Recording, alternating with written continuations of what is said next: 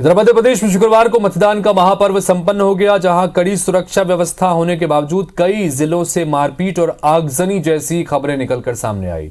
मुरैना में जहां कांग्रेस के एजेंट के साथ पोल डंप करने को लेकर विवाद हुआ, उससे मारपीट की गई और बाद में उसके घर में आग भी लगा दी गई। वहीं ग्वालियर में बीएसपी प्रत्याशी सुरेश बघेल पर जानलेवा हमला किया गया। बसपा प्रत्याशी ने रीपोलिंग की मांग की। ग्वालियर ग्रामीण का यह मामला और इसको लेकर धरना भी दिया गया। इंदौर के सिंधी कॉलोनी में विवाद हुआ, इसको लेकर जूनी थाने में अब कांग्रेस नेताओं पर एफआईआर दर्ज की गई है। कल कांग्रेस नेताओं ने भाजपा के कार्यकर्ताओं पर एफआईआर दर्ज की थी। कांग्रेस के प्रवक्ता के मिश्रा के नाम पर इसमें शामिल हैं। इसी तरह कल पूरे दिन हमले और मारपीट की खबरें प्रदेश भर से, मध्य प्रदेश में जगह जगहों से आती रही।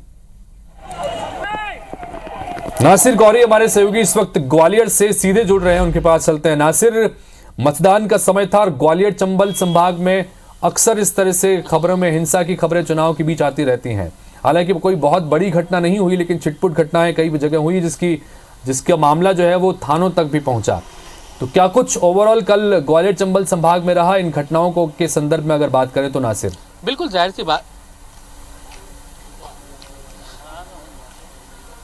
देखिए ग्वालियर चंबल संभाग में पहले से निर्वाचन आयोग के द्वारा जो अति संवेदनशील बूथ थे उनकी संख्याओं में इजाफा किया गया था, क्योंकि पहले से अंदेशा था, क्योंकि 2018 में एक व्यक्ति की हत्या कर दी गई थी। उसके बाद से लगातार इस बार भी प्रशासन सचेत था, लेकिन बावजूद इसके भिंड, मुरैना और ग्वालियर में कई सारी घटनाएं देखने को मिली है। यहाँ तक कि छतरपुर में तो कि राजनगर सीट पर तो एक जो कांग्रेस के जो प्रत्याशी थे उनके ड्राइवर तक की हत्या कर दी गई। बीजेपी के प्रत्याशी समेत 21 लोगों पर एफआईआर दर्ज की गई है। तो कुल मिलाकर जितनी तैयारियां थी, लेकिन कहीं ना कहीं उससे एक कदम आगे जो आपराधिक तत्व थे, जो न्यूसेंस क्रिएट करना चाहते थे इस चुनाव में, उन्होंने न्यूसेंस क्रिएट करने की कोशिश की है। सबसे पहली खबर मुरैना से आई, जहां कृषि मंत्री नरेंद्र सिंह तोमर चुनावी मैदान में थे। उनकी दिमनी विधानसभा सीट से सबसे पहले पथराव हुआ वहां पर। उसके बाद भिंड में गोली चलने की खबर आई। उसके बाद एक व्यक्ति को गोली भी लगी और उसके बाद आनन फानन में जो प्रशासन था उसने जो प्रत्याशी थे उनको नजरबंद कर दिया। इसके बाद ग्वालियर दक्षिण विधानसभा सीट पर भी हंगामे की जबरदस्त खबर आई। यहाँ पर सीधे सीधे टारगेट जो कांग्रेस के प्रत्याशी थे प्रवीण पाठक, उन्होंने उड्डयन मंत्री ज्योतिरादित्य सिंधिया के पीए को टारगेट किया कि वो पैसे बांटने पर उन पर आरोप लगाए। हालात ये हो गए कि देर रात तक वोटिंग चली, यानी कि 10 बजे तक वोटिंग चली, जबकि 6 बजे तक का टाइम था। एलिगेशन ये लगाया गया कि मतदान है वो बहुत स्लो प्रोसेस की जा रही है, उसमें कहीं ना कहीं प्रशासन की भूमिका है कि कम मतदान हो, इस तरह के एलिगेशन लगाए गए थे।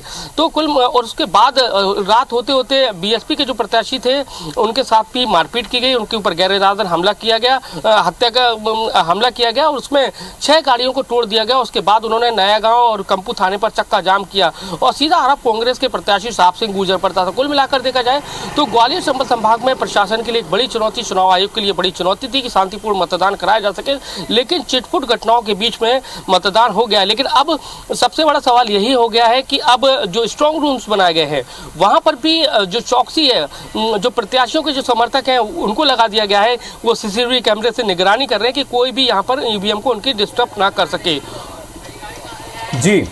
जी नासिर, बहुत बहुत शुक्रिया इस पूरी डिटेल जानकारी के लिए आपका। तो हालांकि बहुत बड़ी कोई घटनाएं नहीं हुई जिसकी वजह से पूरा मतदान प्रभावित हुआ हो, ये अच्छी बात रही। शांतिपूर्ण तरीके से मतदान संपन्न हो गया, लेकिन छिटपुट जो घटनाएं अलग अलग निकल के सामने आई, कुछ पोलिंग के दौरान और कुछ पोलिंग के बाद भी, जिसका जिक्र अभी नासिर कर रहे थे। बहुत शुक्रिया नासिर तमाम जानकारी के लिए आपका।